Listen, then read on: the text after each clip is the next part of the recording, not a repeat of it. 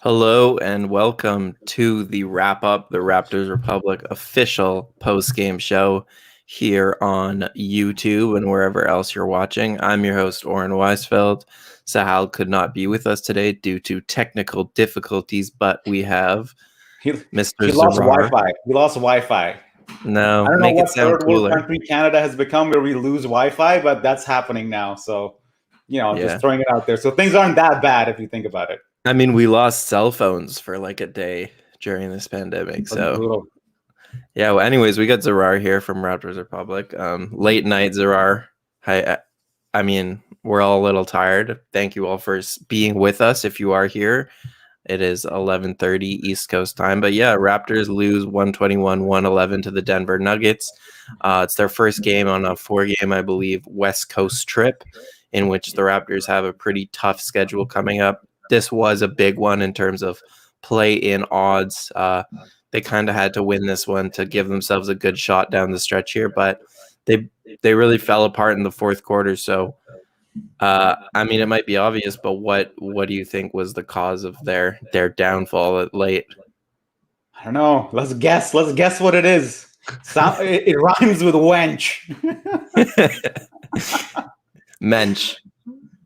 I mean, Yeah. that fourth quarter, man. Like as the Nuggets went on that run, and I saw like Stanley Johnson and Yuta on the on the floor at the same time, and like Malachi Flynn trying to manufacture something out of nothing. And I don't know who else was on the floor at the time. It wasn't any starter. Rodney Hood. Yeah, thank you for that Rodney Hood freaking cameo. And then the fact that okay, fine, they weren't playing too well, but to stick with them and not mix in a starter or two a little sooner really just put this game out of reach midway. But by the time the Siakam and all those guys came back, I think momentum and everything had shifted enough that it was going to be an uphill climb. Yeah, that was definitely one of the interesting choices on the night for Nurse, was keeping OG, Pascal, and Kyle all on the bench together to start the fourth. And that was kind of when the Nuggets pulled ahead by 10, and then they went on to pull ahead by more even after those guys came on. I mean, the only reason I can think of in these lineup decisions is like maybe his idea is to run the starters as much as possible, keep them together in order to kind of grow their chemistry together. But he is asking a lot of Malachi Flynn to play with 4 bench players and be Kyle Lowry all of a sudden, right? I mean, he's playing the long game. If his plan is to like develop chemistry, that's playing pretty long. That's like looking at like next season and like building for that. I don't know if the Raptors are really in that mindset right now. Are they? I'm not sure. I think the team is trying to make the postseason. So I think you do what you need to do to win the game at hand in the playoff race you say you are in. I don't know how you can do both. Like, I don't know how you can be like, oh, let me just develop chemistry for next year, but also compete for the play. I mean, I don't know. I mean, I'm hasn't that playoffs. Yeah. hasn't that been like a problem for this team all season? I feel like watching them, I don't know week to week if they're going for it or if they are playing for the long haul. You know what I mean? They just gotta ask her out. They just gotta ask her out and see if she says no, yes. Yeah, like what yeah, are you going for the plan or not? Just which one is it? Yeah, that's the thing. It's been very weird. Like recently, it definitely feels like they are. Like Nick Nurse, watching him on the sidelines at the beginning of the season, he's obviously his usual crazy self. And then there was a patch, I felt like, for a couple of months where he was way more relaxed, talking to young guys, accepting mistakes, letting guys play through them. And now he's back to like, we got to win. Let me yell at the refs. Like, he's back to his normal self. So it did feel like there was a lull in the middle of the season where they were playing for the long haul, but now it feels like they're playing to win. So the lineup decisions are even weirder, kind of with that in mind, right? Yeah. But let's talk a little bit about the bench before we move on to some positive. By the way, I was on Instagram. I saw this post. It was like, I will be productive today. And then I don't know if that individual went on to be productive or not. Chances are probably not, because he was on Instagram. I don't think you say I'm going to be productive, but I'm going to say I'm going to be positive on the game. But let's get like one point about the bench out of the way. Okay. Utah missed 2 big threes, man. He's got to make those. two threes he had from the corner, well set up by everybody else. He's got to make those. Like, if you talk about his area of growth, like if he's going to be somewhat of a rotation player next year, he's got to nail those threes, which will come to him at the end of those shot clocks when you're rotating the ball around. So just that's his room for improvement. That's the only thing I'll say about the bench beyond the lineups.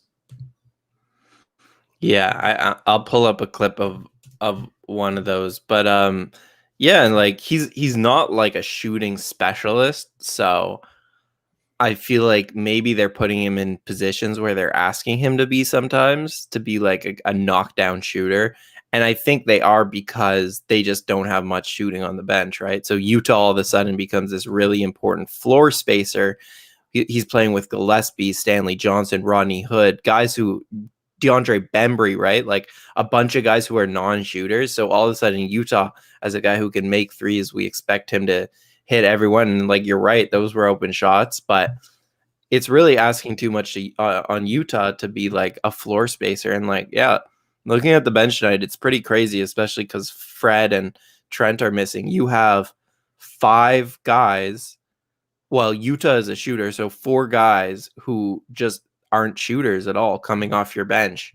So it's going to be really hard to prop up those lineups no matter what you're doing. Like, and then playing Malachi alone is obviously going to make it even harder. Yeah.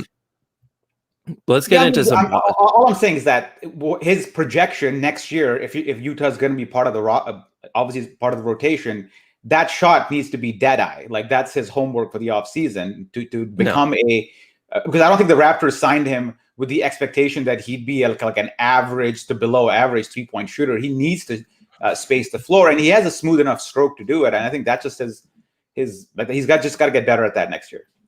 Yeah, I agree. That's his homework, especially because he's way ahead of most young players on the defensive end. So like, there's nowhere to really grow there. It's really like become a knockdown shooter, and then you'll be able to do more off like closeouts too.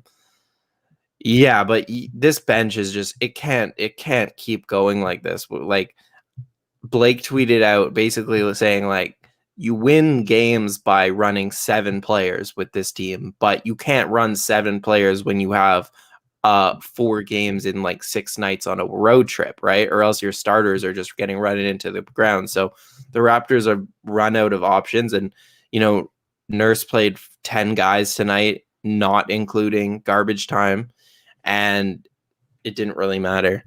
I don't know. Weren't the Nuggets in a back-to-back? Yep, they were. I don't know. I mean, whatever.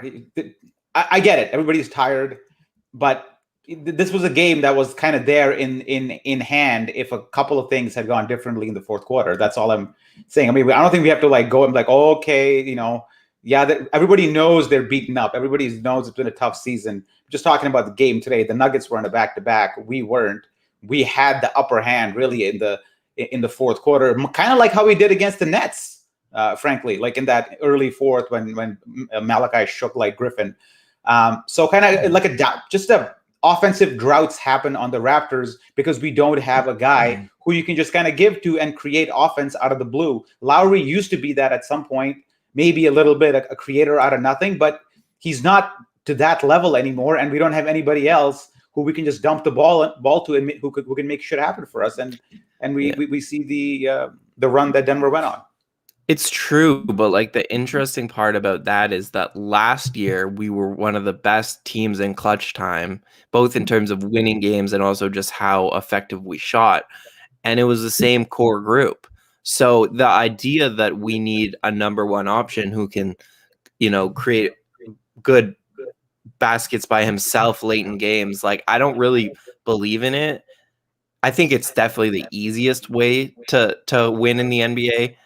Is just have a superstar, but I don't think it's the only way, because look at last year's Raptors, right? Like same group, just better centers, a system built around the players, more chemistry, tons of, you know, playing at home, not on the road, all these reasons. And they were great in the clutch. They didn't, like, sometimes having more than one option can be a good thing too, because it's less predictable, right? It is. I'm saying is that usually you get your offense by making the defense shift. right? And the Raptors mostly do that through drive. I mean, I was watching the Denver Nuggets commentary, and they were like applauding the Raptors drive and kick game all night long, and how good we are at shifting the defense using that. But in the fourth, when you're a little tired, it becomes harder to play that way. And it's just in those moments, it just helps to have somebody who can just attract the double on their own, shift the defense, and you get some good shots. I'm not suggesting that that's a overall strategy for the Raptors, but in bits and pieces of the game where you need it, it just helps. And we don't have that. We have a lot of the other stuff. This is still a good team, but we just don't have that component. And on these nights, that component comes into play a little bit more. Yeah, for sure. When you're feeling your legs and you're tired, and definitely Denver, mile high. Yeah, definitely. So, I mean, before we get into the good, I think because there was definitely some good to come out of this. I'm thinking Birch, Anunoby, Lowry, even Flynn, his first half of the game. But Siakam was pretty poor. I don't know if you have any thoughts on him. No thoughts on Siakam. I think we covered him in the last segment where we don't have that guy. He's not there yet. I don't know what else. He had a few good defensive possessions, but overall Siakam is right now is sort of post-COVID. Siakam is like an unreliable. You can't really depend on him game in, game out, and that's sort of where you are with him. It was disappointing. It's expected. I'd say he's yeah. His stock price is flat.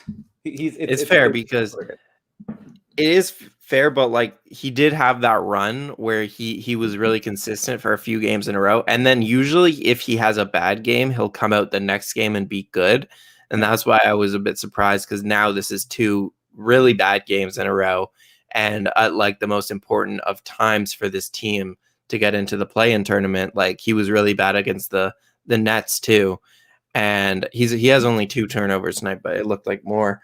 Yeah. Anyways, the one bright spot on the team, by far the shiniest star, in my opinion, tonight was OG Anunoby.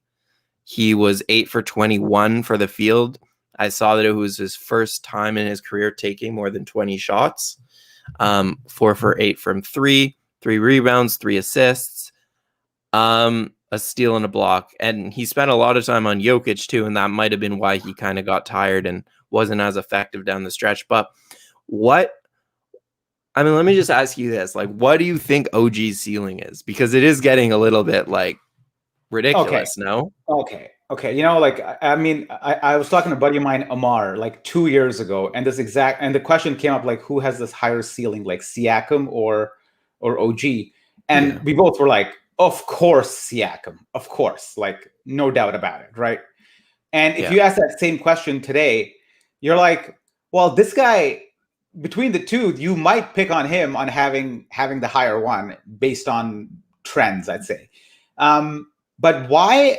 Like, what? I don't know what his ceiling is, man. I cannot tell you. I can only do a comparison between players and say this guy's ceiling is. I can't tell you what his end goal is. But what I can tell you is, man, this guy just unfazed.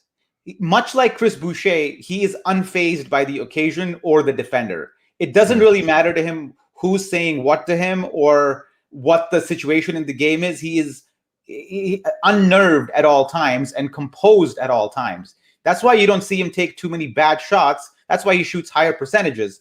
And now what I like about this game was that Nick Nurse made a conscious effort to actually switch OG on guys so he can take them into the post. So he recognizes that despite being quick on the perimeter and a good shooter, he also has a burgeoning, or not a burgeoning, what's the word? A developing post game, which Nick Nurse is looking to exploit against smaller guards. And today we saw a bit of that. So I was really excited about that.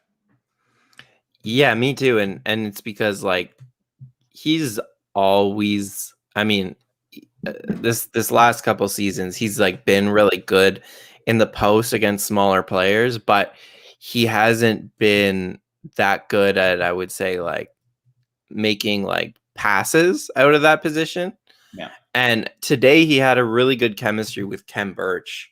I think, this is one of those plays where he finds Kem Birch just on the cut there. And like that's obviously to me the next part of OG's game that can develop is his playmaking. And this was, I thought, at least the first half, I think he got all three of his assists. That was really promising, just watching him work with Birch in the pick and roll, work with Birch out of the post ups.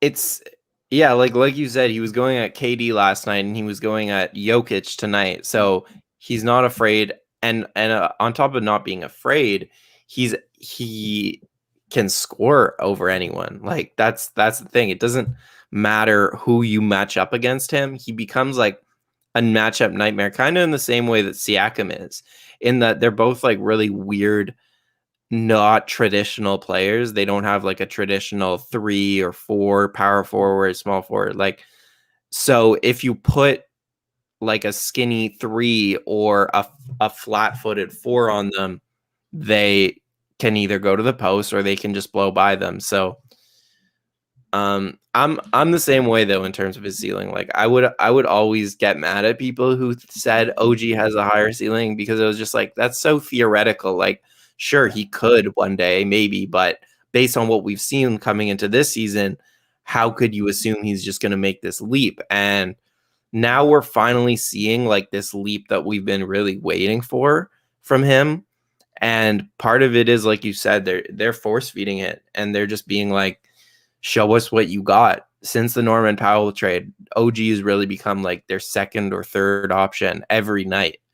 Yeah. And, you know, when that happens, usually to a player, when it's your first time being force fed like the ball, you make mistakes, you turn the ball over, right? You're not like, your true shooting doesn't go up. Meanwhile, OG has just been more effective since getting pushed into that role. Yeah, and I feel like he's at the point in his game where he's like, compared to last year, he's realizing he doesn't need to like contort his body or shy away or twist his body just to get an open shot. He does have the strength to just go up and get half decent looks most of the time. That's why you don't see him like angling away on shots, or even when he goes into the paint, you see him kind of going straight up. Whereas last year, you might have seen him like lean too far back and take a slightly more contorted shot. So he's kind of realizing what physical advantage he has, and what there's one thing to know the physicality you have, another to know where you can take advantage of it. And now I think he's starting to put those two things together. And as long as the 3-point shot is there, his post game or interior game will just develop. And as you said, by the way, Khem Birch, man, you know, like a little word on Khem Birch. The dude cuts all the time. Watch his pass. He just makes cuts all the time. And he reminds me of like Tyson Chandler. Dwayne Casey would have loved Khem Birch, because Dwayne Casey was in love with the Tyson Chandler type. And Khem Birch basically is that. Yeah, Khem Birch has really surprised me. I don't think anyone thought he was this good. Like, on top of the fact that he hit a 3 today, and he's just like shooting threes for the Raptors, and you know, he has a little bit of that. And I think after maybe some more practice, he'll get better at that. Like, he's been a better passer than I thought. And he's really good at this move where he's really quick to go to the weak side corner, like to contort his body and just find the guy, in this case, OG, in the weak side corner. I never knew he was such a like consistent passer, because Kyle or Flynn will find him on the pick and roll in these short roll situations, and he's pretty consistently picking out the corner that's open and quick enough to get the guy open shot. Or on rolls like this where he gets fed in the post, he'll just like quickly throw it out to a 3-point shooter. Khem Birch had let me see here, 4 assists on the night, so he was a big part of their offense. I mean, he had a career high when he had like 14 points tonight, and he finished with 20. So when I saw that his career high was like 13 or whatever, or 12 coming in tonight, I was just like, what was Orlando doing with this guy? Like, I get that Kyle Lowry is not like a normal point guard, but how was he this like deep on their bench when he's completely transformed the look of the Raptors? Yeah, completely, man. And his passing was there from day one when he joined the Raptors. I remember this pass he made where similar thing, right? Even though he's passing to the other side while his momentum is carrying him to the other side, right? But he still has the strength to make that pass. And he usually it just extends the play a little more, gives you another look. Just when the defense thought the play was over, it gets extended. Like he's just he adds a dimension to the offense, which so when he picked up his third foul, I think fairly in the first half, I was like worried we might have to see who, but not that it mattered in the end. Yeah, no, the only DNP on the night. I don't think that's going to happen. But yeah, and then also he only had one block, but on the defensive end, he's swatting away like lob passes consistently. Like when people try to go over the top of him when he's under the basket and either a lob or try to throw it to the corner and he's there, he gets his hands on those type of passes all the time. Like he's extremely long. I think he's only like 6'8" or 6'9", but he's like he has very long arms and he gets his hands on all types of stuff. So that's definitely a big change for the Raptors. Having someone he's mobile everywhere. He's not just mobile in the pick and roll. He's mobile in transition. Like you saw a play today where he was trailing. Like he's mobile, like while he's like driving. He's like he has way more tools than I had thought he had. I thought he was just a guy who grabs the ball, gets rebounded, maybe dunks it up. Somewhat like a better Alex Len, maybe. But this guy's been much more mobile. How would you feel if the Raptors did not sign a starting center and or re-sign Birch as their starting center going forward? Do you think that's enough? Assuming you obviously build the depth around the team. Do you think he can be a starting center? I think you still need more. You still need more. That can't be your only move. You need another guy like him, pretty much. Okay, so you're saying a Ibaka Gasol type of two centers. You need more than that because he's never played NBA regular season heavy minutes. Yeah, and I don't know if you can expect him to take that bump in 1 year. You definitely need some help. And Boucher, I hope he stays skinny. I hope he doesn't put on too much weight because one of the reasons he's effective is because he's light. So I think you still need cover there. But what do you think? Yeah, I don't know. I think there would be certain playoff matchups where he would have problems if he was the starting center, but I also feel like their small lineups are going to be important in the future. So I also am hesitant to want to spend a lot of money on a starting center when they might close games small anyways. Mm-hmm. But I agree with you. If you had, theoretically 2 Kem Birches, you could be a pretty good starting. You could have a pretty good starting rotation in the NBA.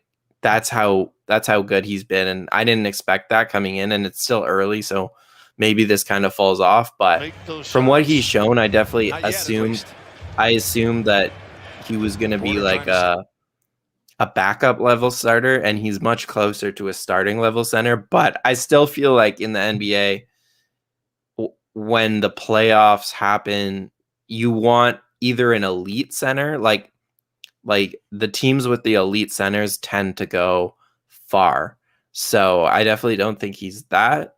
But I also don't see how they get that. So yeah. All right, let's talk Flynn a little because I liked his first half. And I got one. I think I got one clip here. Yes, I got a couple as well. Oh shit! I took it off. You. Okay, there it is. Okay, all right. Yeah, I like this one. I mean, mini Lowry, a little taste of Lowry in him. Sometimes you see that, and just off the slight screen there. Barely a little bit, and he's got explosiveness to go by. Yeah, it's Jokic, so he's not the fastest guy in the world. But compared to mid-season, early in the season, you saw him just hanging around almost entirely in the perimeter area, in that mid-range area, pulling up for jumpers there or spotting up threes. And you compare Flynn now today versus start of the year, and you look at the progression he's made. I think you have to be happy on all fronts. And now he's improved in multiple areas. His mid-range game is better. His passing is better. His playmaking is improved. He works pretty well with basically anybody on the court, except in that fourth quarter. But you got to be happy with Flynn overall. What are your thoughts on him? No, for sure. I mean, he looks like a backup, a solid backup point guard. And if you asked me, even a month ago what Malachi Flynn would be, I would have told you there's a chance he's a bust. Like there's a chance that he just doesn't work out in the NBA. And when you're picking 29th, like most, like I don't have odds in front of me, but most of the players aren't going to have a long career in the NBA when they get picked in that range. So that's all you want, is someone who can have a long career. You're not asking for a superstar. Yeah. And I think like Flynn to me has some scoring upside more than playmaking. I could see him one day being like a really reliable scorer in the vein of like an Isaiah Thomas or something like that. But like right now he's a backup point guard, and like once this team makes more sense around him, he won't have the second half he had today where he looks like such a rookie because he's being asked to do so much. I think when he's more in that place where he's a sixth man, seventh man coming off the bench, keeping lineups, keeping lineups with the help of, a starters going. I see like this being a very long-term happy relationship between Flynn and the Raptors, because he's a low maintenance player. You don't need to force feed him anything. He gets his teammates involved, but when he's aggressive, like he came out today, he's a whole new guy, and he's just another weapon for the Raptors. And yeah, that play you showed earlier, he got into Jokic's body and finished with the left. Yeah. He doesn't have many holes in his game, I would say. He's just small, and that makes it hard for him. Yeah, and I think in terms of passing, he has focused definitely more on the pick and roll this year more than the drive and kick. Like he's like, if you look at where he's improved in terms of PNR versus drive and kick, I think he's more focused on the PNR this year. I think drive and kick is something he's got to work on a little bit more. But this year, as far as, again, I'm just looking at his homework, right? Expectations and homework. Expectations, I think, completely met based on what we thought of him in preseason. Maybe even a little bit exceeded, barely. Let's call it met. In terms of homework, I think, yeah, you're right. His playmaking needs to improve, which it naturally will just by seeing more NBA defense. So I don't know, man. I just positive news on Flynn. I think he could possibly be a backup point guard next year. I think he will. Maybe finding his groove like in the second half of the season or something. Oh, I think he'll come out next year and be firing, because like he didn't get a training camp and he didn't really get that time to warm up. So it's only now that he's really comfortable. But I think like with a full off season, and I think the other thing he needs to work on is his shooting, because guys are still going under pick and rolls for him. But if he can like master this pull up game a little bit more, and obviously the catch and shoot also, but this pull up game, he's going to be even more lethal in the pick and roll than he already is. But yeah, I think as soon as next year, like he's going to be their backup point guard, and I think he'll be a good backup point guard. In terms of the playmaking, he had one play where he drove and then he found like the weak side corner. And that's like a rare play for him. You very rarely see him make advanced reads. Usually in the pick and roll, he's either passing it to the big on the roll or he's passing it to the strong side corner. So it's hard for him because he's 6 foot. It's very hard for him to see over a defense and make more complex reads. But I think that's the next, like you said, that's probably the next step for him. Yeah. It's also good to have just another late clock guy on the floor, like somebody you can just at the tail end of the clock just can bail you out like he does on this play in the third.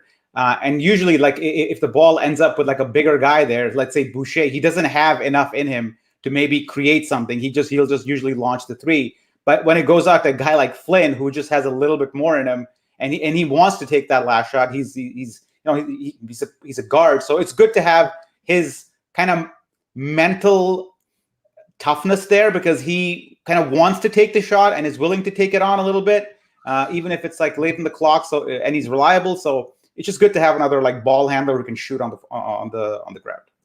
Yeah, and Sahal and I talked about this last game, but the fact that he can play with Kyle and Fred, not even separately, but also together, like they did that 3-man lineup, and that looked good. But more importantly, like just one of them with Flynn, that bodes well for the future, because sometimes it's hard to play 2 6-foot guys. It worked with Kyle and Fred because Kyle is such a unique player that you can kind of ask him to do anything. But the fact that it works with Flynn just shows that he's really low maintenance. He can kind of play in any kind of lineups. Yeah. But and we didn't talk about his defense. Defensively, he's solid. I think he is the Raptors, Fred maybe, like the Raptors' best perimeter defender, keeping the guy in front of him. Like in terms of like just preventing dribble penetration from point of attack, he's right up there. Oh, OG obviously, but right up there. Yeah. I mean, that's about all I got on tonight's game. Another loss to Denver. Obviously, the Raptors, I think they came into the night with like 10% odds of making the play-in with Washington's win yesterday, and it went obviously down after this one. They got a tough schedule. I think they got the Lakers and then the Jazz. I'll look it up real quick. Coming up on this road trip. Lakers. And here's the thing, man. It just would have been nice to go into LA with a couple of wins and maybe something to play for, which would add some spice to those two games, maybe. But looks like it's not going to happen, and we're kind of going to fall short here because Washington just is on freaking fire. Yeah. So it's been hard to watch. Those are going to be two crappy games to endure on May 2nd and May 4th, Sunday and Tuesday. LA Lakers first, and then the Clippers.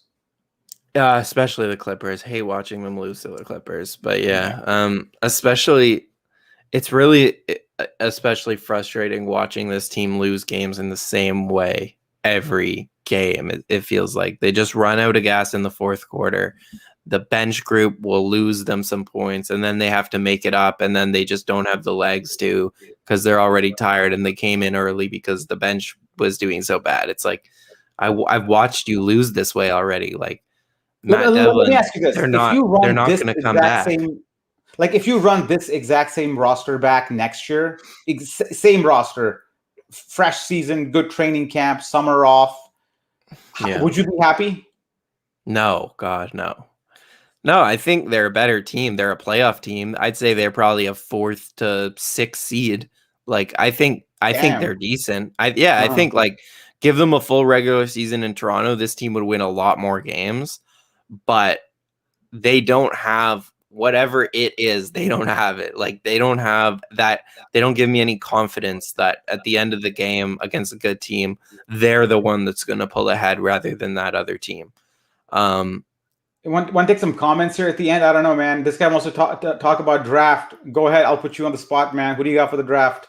What do I have for the draft? No, I mean, we were talking about this last game. We are definitely going to get into the draft these next few episodes, because especially now that we know that the Raptors are not making the play-in game, we're going to definitely give you guys some draft content. But as of now, I don't really know anything outside of the top of the draft.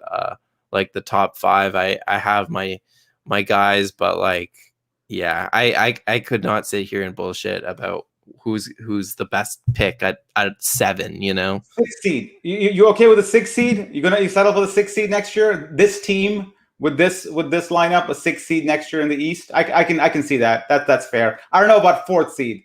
No, 6th seed, you can sell me on that.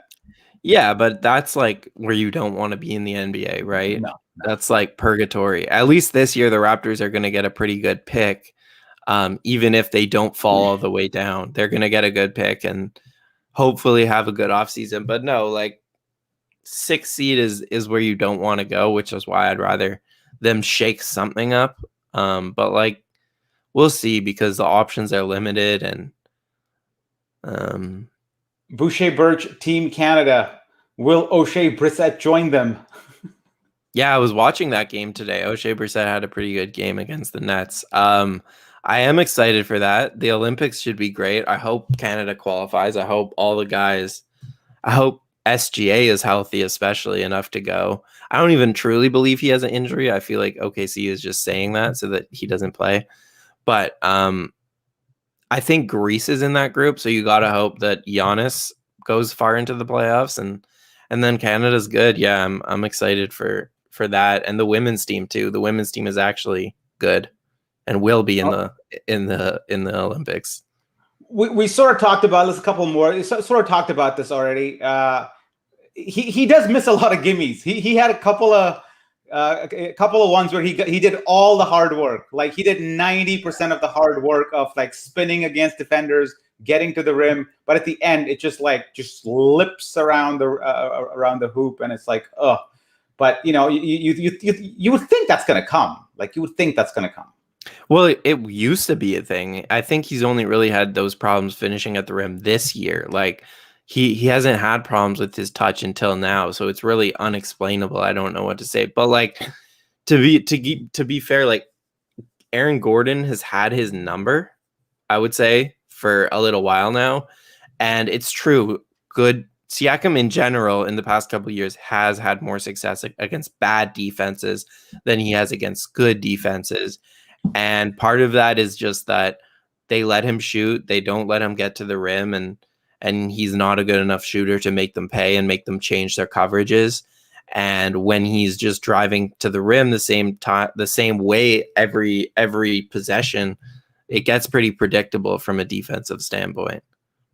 Yeah, so I highlighted this one just because the OG contract is looking pretty good already, just like freshly signed, and he's here for 4 years. So I mean, kudos to Masai for pulling another Norman Powell, but like better, obviously. Yeah, that was actually the one. That was the one positive to Giannis signing his Supermax, was that the Raptors could now sign OG to an extension before the season, rather than they were originally planning to wait until after the season. And because then you don't take the cap hit until you're done with free agency. So, because imagine if they didn't sign OG and he had the season he's having right now, he's maybe a max player. Like he's probably not, but he's close, right? Like he's pretty somebody's close. Offering him 25, 24. Oh yeah. Certain teams, would. That's true. And then he would also be an RFA. So, I mean, he's one of the best contracts in the league. That fourth year is a player option, so that'll likely be declined. But regardless, it's a good contract. All right, let's go. Raps lose. Too bad. Yeah, I like that idea of Phoenix Play Z to do a sim lottery. We might do that towards the end of the season. You never know, but we'll definitely talk about the draft in these coming days. Thank you all for joining us. I know it is late and we all need to get to bed, but we will watch the Raptors go to Utah on Saturday, which is technically tomorrow, Saturday at 10 p.m., play the Utah Jazz. Once again, thanks for sticking with us. Thanks to our sponsor, RF Qureshi, for supporting the show. And we will see you on Saturday.